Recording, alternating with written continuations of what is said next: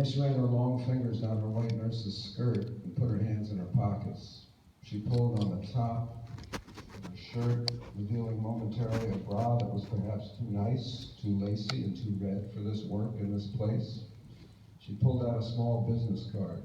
Ted told himself to breathe again. Always run out. Mariana Bladas, she said, extending her hand. Grief counselor. What? Grief counselor? Ted immediately thought of Charlie Brown and good grief. Was there a grief that was good? A good grief? Peanuts. But Marty was alive. She was a prematurely grieving counselor. She was more like a death counselor. So she consults with death and tells him who to take next.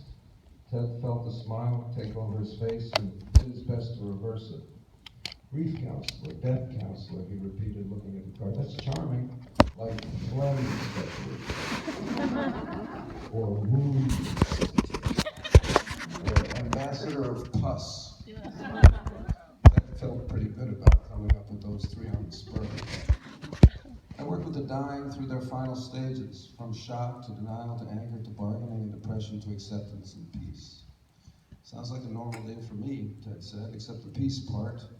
That joke landed nearby, but not quite where he wanted it to. He became aware of trying to be too funny in the circumstances. She said, specifically what I'm doing with your father is trying to help him in his final days to reach a state of acceptance, to seize the narrative of his life. Oh, Ted said, is this that Kubler-Ross stuff, that James Hillman Jungian jive? Ted said, trying to join with her and display his erudition, but realizing immediately that he sounded like a condescending shithead. He felt deeply angry at cancer, and she was there in front of him, and he was in danger of taking it out on her. He didn't want to. You've read Kubler-Ross? She asked. Yes. What do you think? Well, I haven't actually read it. More like I read about it, read it. Read about it, read it. I see. If this conversation were a ball game, Ted would be 0 for 3 so far, with 2 strikeouts and a tapper back to the mound. This is a letter. She offered him a leaf of a yellow legal pad. A letter he wrote to the universe. This universe? Asked Ted, realizing that if he could not stop sounding condescending, he might as well own it. Sees in the now the narrative of being an asshole. Maybe she'd misread condescension as strength and intelligence. Fingers crossed. The universe you and I appear to be in, he wrote it to this universe. She nodded and pointed at the letter. Ted didn't want to read it. He continued riffing as he turned the letter over in his hand. Do you need to address a letter to the universe? Dear universe? Probably not, right? I mean, no need for the cosmic mailman. It's already there in the universe that it's addressed to. The nurse sighed and eyed the letter. Ted might have been beginning to try her patience. He began to read aloud. Dear Ted, I got the lung cancer, which is fucked because I always only bought the cigarettes that were harmful to pregnant women and babies.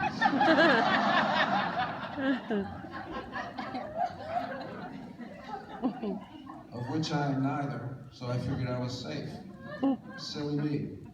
This just in, Tarrington ad account exec hoisted by his own tarry petard. Ted looked up and said, funny, sort of. Get to the Red Sox stuff, Mariana said.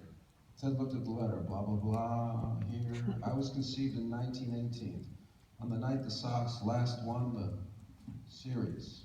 An illegitimate son of an illegitimate woman, a different curse of the babe. Clever quasi-historical pun. Illegitimate spelled wrong. Mariana smiled. What? Said Ted. Your father told me you wasted a first-class mind to throw peanuts at Philistines. Ted couldn't decide whether he was happy that his father had described him like that to this woman or unhappy. He went back to the letter, scanning down with his finger, blah, blah, blah. I think he's lost his mind here. It's June 15th, and the Sox have a 5.5 game lead. Surely they will finally win this year, and then surely I will die. The prophecy of my miraculous birth coming full caduceus circle. Caduceus. Go dad with your thesaurus. Yeah. That's rather flowery and overwrought. Back to the letter. Until October, I am dying, but cannot die. Until October, I can leap from tall buildings, catch bullets in my teeth, and shit silver dollars. Didn't see that coming. Until October, I am a god. Okay, well, I'd say there's definitely been a successful seizing of narrative happening here, and wow, what drugs do you have him on, and may I have some? Mariana said simply, he needs you. He needs you to help him finish his life's work, a healing fiction. Mariana took his arm in hers and began to steer him toward one of the rooms. Fuck fiction, Ted said. I would think now is the time to face the facts. Not a novel he's actually writing down, she said. He's rewriting it in his mind, the novel of his life. Yeah, Ted said, that doesn't sound too insane.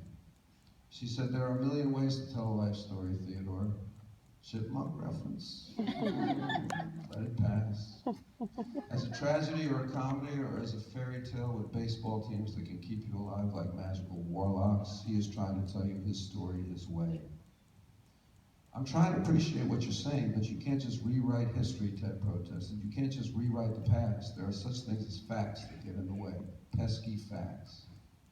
She stopped him in front of room 714, Babe Ruth's career home run total. She pulled him a little closer, dropping her voice to a whisper, fixing him with her deep brown eyes. He felt her breath land on his face and ear. He lost his mind momentarily. This was probably as close to a woman he'd been in 3 years without paying for it. The Dead sang something again from Sugar Magnolia about coming up for air, trying to tell him something. Keep it down, Bob, Jerry, guys. The way your dad sees it, she spoke. He's been the villain, he's been the victim, and he's been the goat. Now he wants to die a hero. A man's voice, ruined and harsh, vibrating on his few remaining vocal cords, came from within the room. Ask her for her card, you moron, was what his father called out.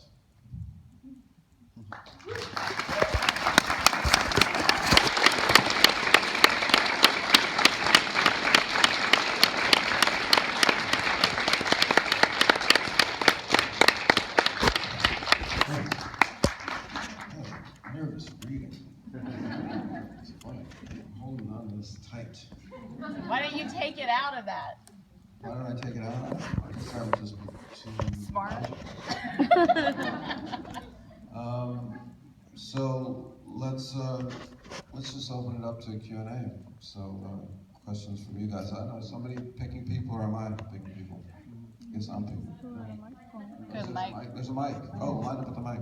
When the music stops.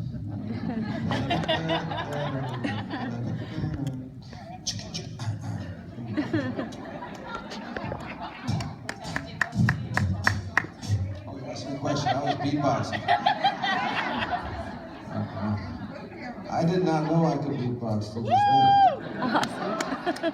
And I can't. You go ahead. I'm on a roll. You don't get in my way. I feel like you wrote Mariana as a much more mature character than Ted. And she kind of facilitated the meeting between Ted and You speaking to the mic? I'm not sure it's Yeah, good. do you need me to try? Is that better? Well, I just great. You want me to start over? No.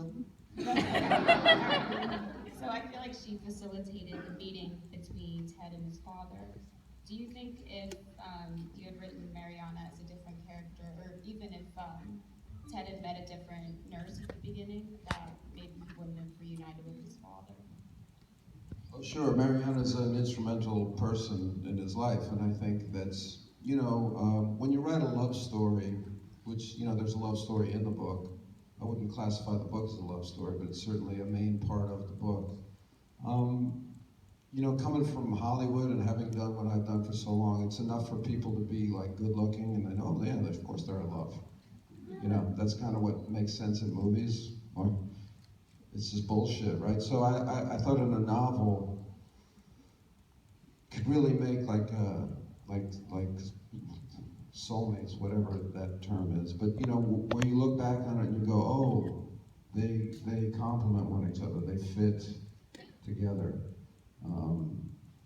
So I think Mariana has something that Ted lacks, and Ted has something that Mariana lacks.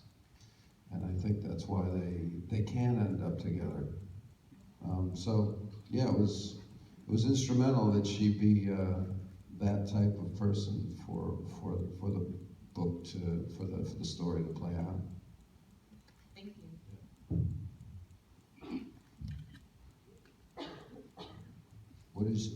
Are you a part of the Star Trek command? Yes, I'm Captain Janeway. You're a captain? Do I have to stand? Salute. Good morning, Oscar.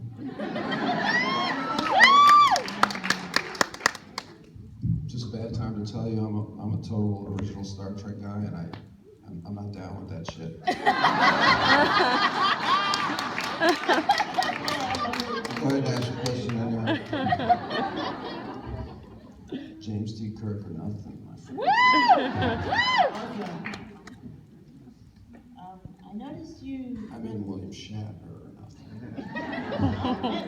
Go ahead, you go. Your turn. I noticed you reference Peanuts and Charlie Brown in your book. Do you have a reason for that? Do you like Peanuts? I love Peanuts. I hope you're saying peanuts.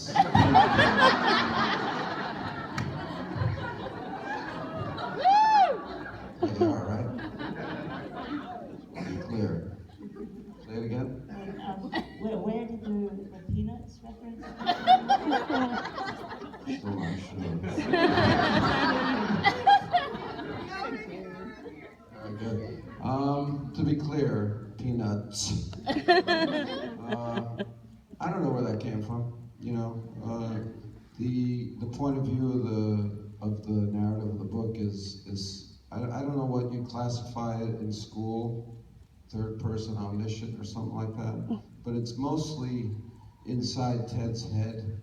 It's mostly a portrayal of his thought processes, mostly stuff that Ted would be interested in, and I think that, you know, as I was writing, it struck me that Ted might have had that. He's stoned, he's free associative. It's kind of gave me liberty. The fact that he was stoned so much gave me liberty to free associate as the narrator. You know, the narrator being a little stoned at times too. Not me writing, but the narrator.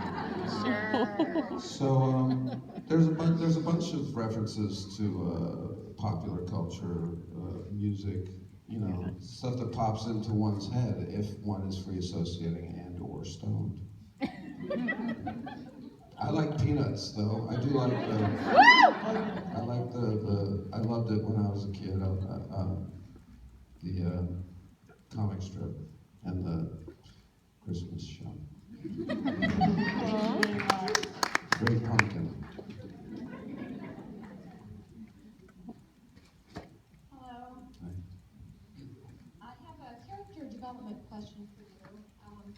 Is there a character that you've played or written that as you developed the character, you learned something about yourself in the process? And if so, what character and what did you learn? I don't know. I'm not sure. I think I learn stuff when I write or when I act or when I do anything. I think I learn, and I think sometimes you learn about yourself. But no, in a way, these characters. It's a funny process writing in that you know, you begin to write. Writing is very tough. I find it tough, and you start to at some point, if what you're writing is going to work, at some point the characters almost start speaking to you, or you start hearing in their voice. You start hearing just their dialogue or their mood or the way they think in your own head. And that's exciting. That's like the exciting part of where you go, okay, I'm going to be able to get through this nightmare of trying to write this thing. But learning, I don't know about learning. I mean, maybe. I mean, sometimes when I read it, like I read it just now, I go, that's smarter than I am. You know, it's like, that's the funny thing about writing is like you have a chance to, it's almost like when you write a letter and you're like, I wish I was that person, the guy who wrote that letter. You know, it's almost like you have time to compose yourself. There's many, many days and months of thought that is kind of sedimenting in here, that's smarter than I am in the moment right now, or then, or whenever. So I don't know if I learned it, but sometimes it's almost like somebody else wrote it, and I go, oh, that's interesting. Thank you. Hi. I wanted to say that we have a saying in the doula world about contractions. What word? World? Doula. Oh, the doula world. Yeah. Cool. I know what a doula is. That's awesome. We have a saying that the contractions can't be stronger than you because they are you. And it's kind of steal that shit. It's really no, that's what I was just gonna say, is that the things that you create can't be smarter than you because they are you. Yeah, but we exist in time, in a present moment, where I can only be as smart as I am right now. But this represents like months and months of me trying to be smart. Therefore, it's smarter than me.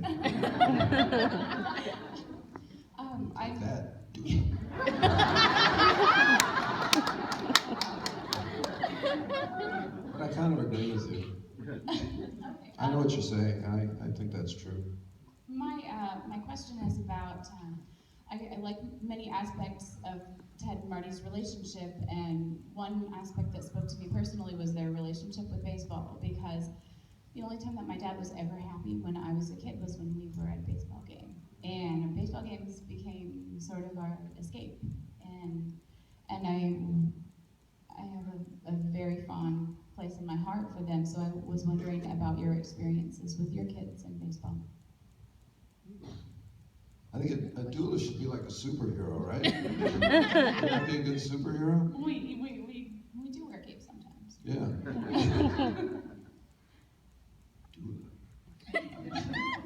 We can talk about it later. Yeah.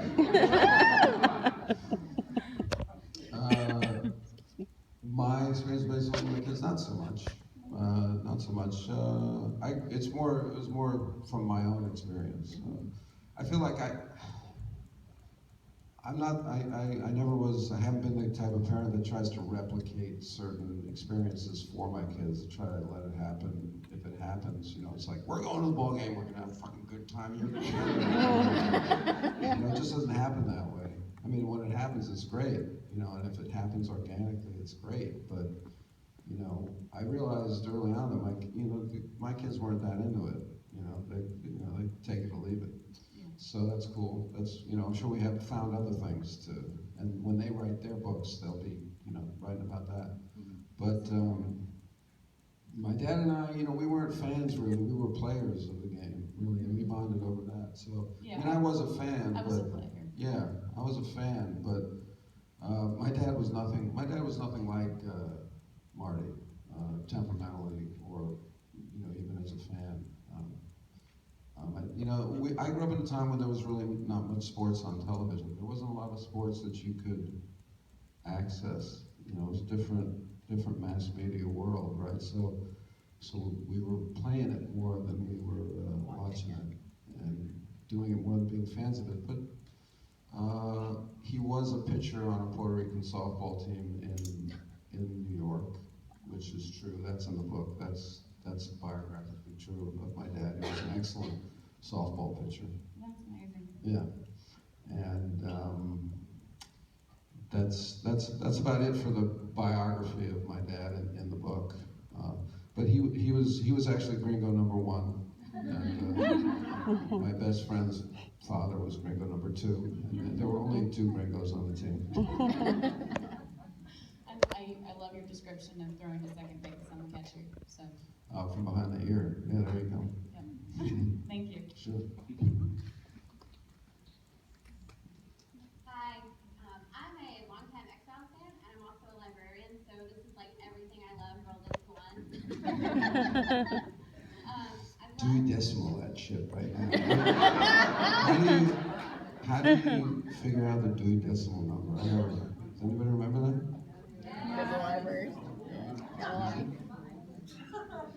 Look at you, it's easy.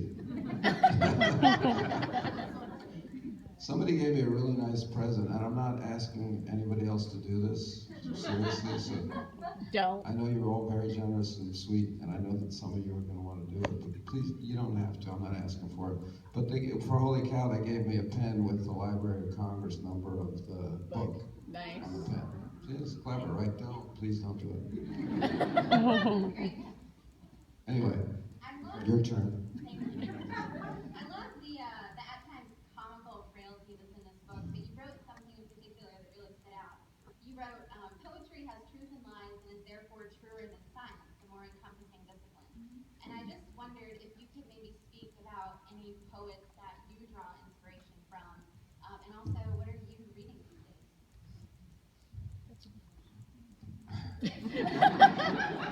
Boom. Mic drop. Homework. Poetry. Yeah, I mean, poetry to me is. I was actually just talking to my daughter about this. Poetry is kind of trying to put into words what can't be put into words. That's the game of poetry, right? Why make it a poem? You know, why not just write it if you think it or feel it? Well, I can't. It's something that can't be quite gotten at in declarative sentences. So I'm always drawn to it that way.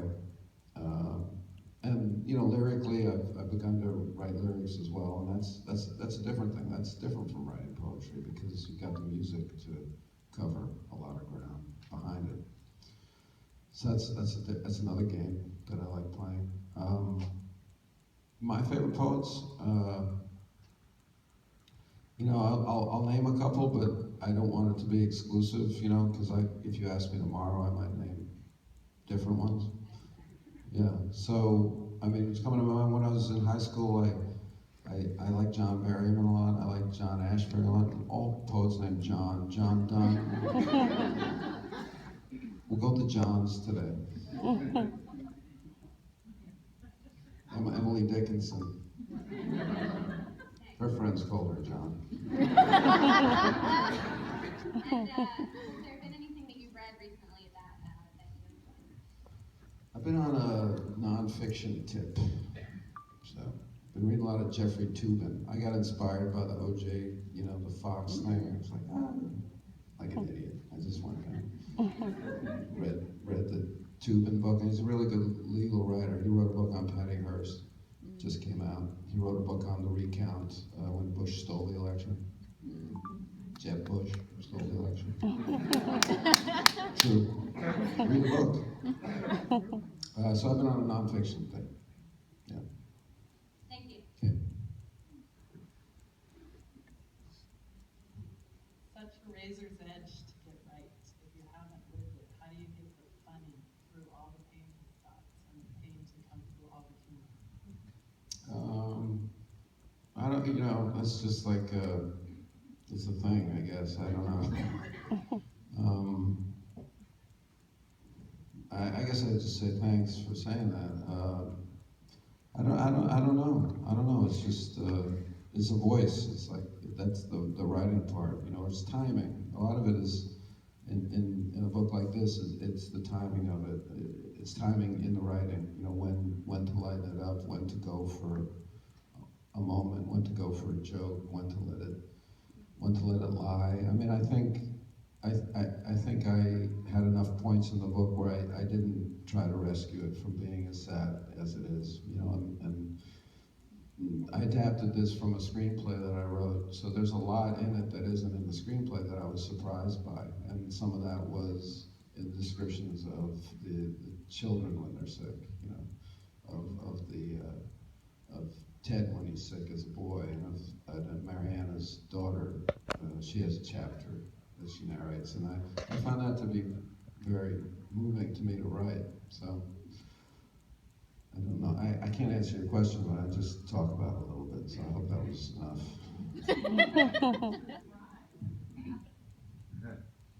Is it? Yeah. Well, thank you. You know, I mean, I think that's what. You know, when I conceived of it as a movie, I wanted it to be, you know, you laugh, you cry. I mean, to me, those are the best movies. To me, those are the best books. to me, that's what art gets at, you know. So I think everything I try to do would have both those things. I mean, that's just where I go. So I would think I'm going to trump that kid. Please. I love babies. I love babies.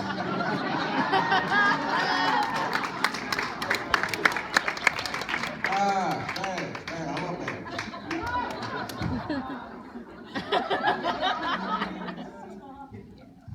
Yes. Hello. Everyone else is talking about your books and I'm inspired, but I wanna hear you say motherfucker. You want what? You want to hear me say that? Yeah, I love Pink movie and how publication. Yeah, I know where it's from. You're recording it. I see what you're doing. You're recording it. I'm not going to say it all the time. I'm tired of seeing myself say that everywhere. So put that down and I'll say it. You put it up. You got there's plenty of me out there saying that. But do you have a question? No. I just hear it.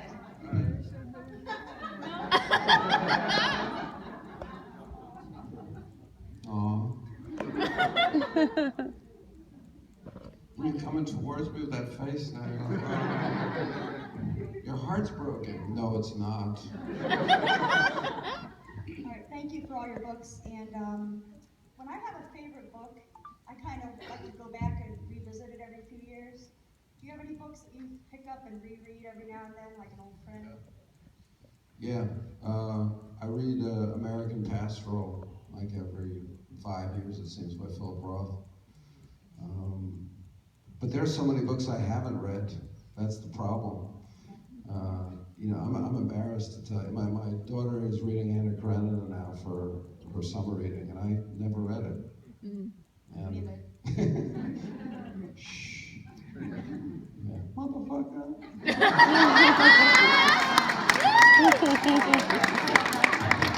It's just something about being commanded to do something. I apologize. There's something in me that just rebels against it, feeling like a trained animal. That's all. So my apologies, but there it is. Sorry you had to hear that. Thank you. Hi, from one author to another, what is your writing process? I like research, but I'm lazy. I think research is indispensable for most anything you're going to write, because truth is truly stranger than fiction, and when you start researching something, it just takes you places story-wise that you might not get if you just sit there trying to imagine what things are. I've had research assistants. I had somebody that I hired to research some stuff for Bucky and for this thing that I'm writing now. So I am truly lazy that way. And I think you can Google stuff now. Yeah. Like, research that game changed a little bit. I think we can all Google. I don't know how lazy I have to be. But when I'm writing, I get up early and I try to write before the sun comes up, and I try to write till about noon if I can. I don't know, I just like writing when everybody else is asleep. I feel like I'm getting away with something. Yeah. Hello. Hey. I wanted to know, we're talking about books, but have you ever read a graphic novel? Or if you have, do you have a favorite? You know, I don't really know graphic novels, but there's somebody, a friend of mine has been talking to me about adapting Holy Cow, the previous novel, to this one into a graphic novel. So I am going to read a few, and do you have any you'd recommend? Because I don't really know them. There's too many, right? Well, it's not the X-Files one. No, so this would be, I mean, Holy Cow is not in that kind of vein. It's, I don't know what vein it would be in. I don't know, as a recommendation. You don't have a recommendation? I mean, Jeff Johnson's one of Justice League is pretty good. That seems like more of your take. Say that louder. Jeff Johnson's Jeff Justice Johnson. League. All right. I know it's an interesting art form. It's a really interesting art form, and you know, I've seen discussions of them by people I respect who really love that area of writing. Or since you was head moody, you might like Sex Criminals. Like what, Sex Criminals? It's about this book about this librarian and actress, and every time they have sex, time freezes. A librarian and a what? A librarian and an actress, or actress, and every time they have sex, time freezes. Sweet. All right, man.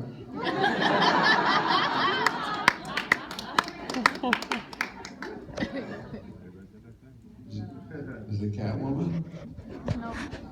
Black Widow, but close. You know, we both I'm dating myself with Catwoman. No, not really. No? Timeless. Yeah. Julie Newmar.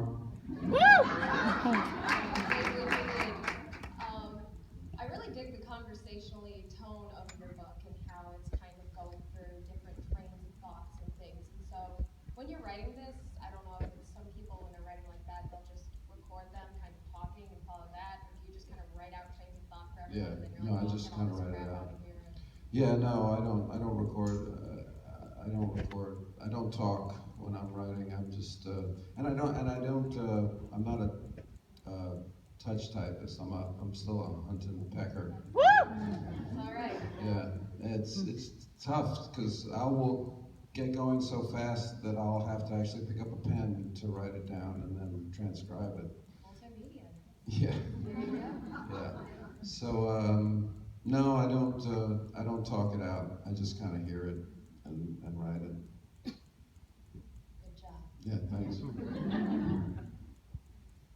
Hello. Okay, so 33-year-old me is going to keep it together, but 13-year-old me is openly weeping, so. I'm sorry, I didn't hear it. I said 33-year-old me is going to try to keep it together right now, but 13-year-old me is openly weeping, so. How many me's are there? It depends on the day. Today it's just the Johns.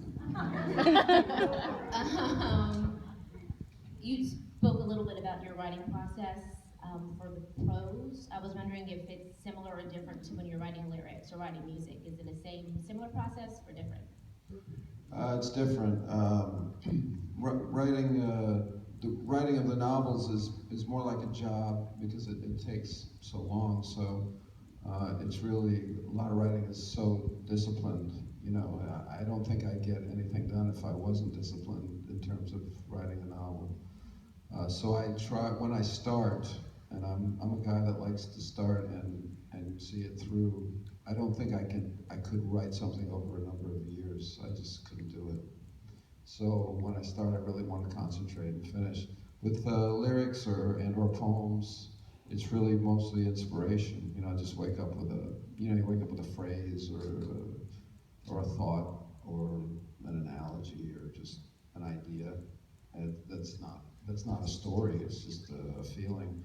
And then, you know, I'll write them in my iPad. You know, I'll write like little fragments of things or rhymes, sometimes rhymes, and then when I have some chords that I like, I'll just go back and look at my iPad and see what seems to fall into place and is lyrically right, and then I'll adjust it for whatever melody I'm hearing, and that's pretty much that. They kind of inform one another that way. Thank you. Okay. All of you. So I'm just an old X-Files fan. Until this weekend, I didn't know you'd written a book or two, and I didn't know you had an album. So, but I'm a music person. Clearly, I need a new publicist. Sorry.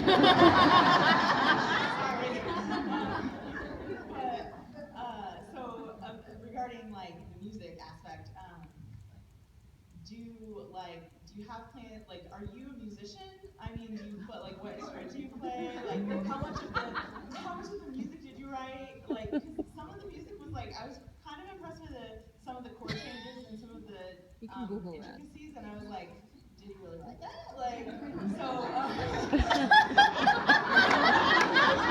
so.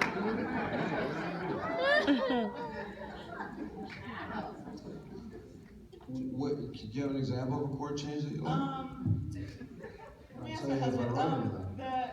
It was one of the songs. What song was that we were listening to this morning? Let It Rain. Like some of the chord changes in that were kind of cool. Like there were some minor like things. And You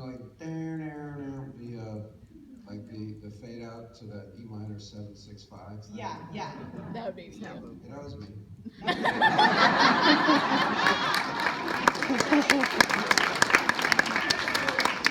Like you just play guitar. Like how long have you played? I mean, I haven't played that long. I played about 5-6 years now. You know, certainly there's parts of the songs that were written by people that I collaborate with, but for the most part, all the songs on that album I wrote, and most of the melodies, definitely, and all of the lyrics, all the melodies really. I mean, except for maybe a bridge here and there.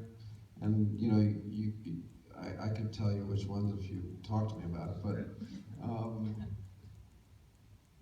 I think because I'm a new musician or a beginner, and certainly a beginner as a writer, and also because I never thought anybody would hear any of it. You know, it wasn't something that I was doing to make an album or to ever record. So I was breaking rules and just kind of doing shit that sounded good to my ear that may or may not be what you'd be taught. So I was, you know, I had the freedom of no education, you know, which can be good sometimes. And, but I'm also trying to learn, you know. I don't read music.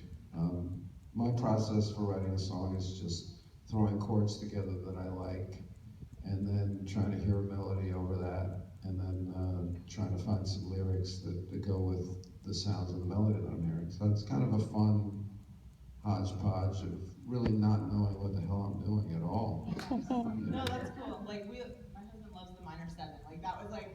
And all of the sevens, come on. Yeah. Give me a 7 any day of the week. Awesome, thank you.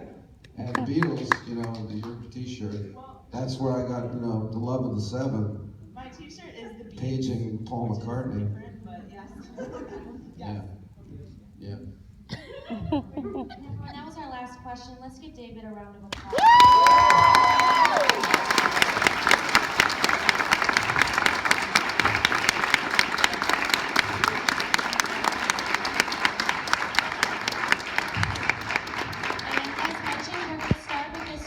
Over here. If you'd like to purchase a book and signs, we're going to start with this side, first row.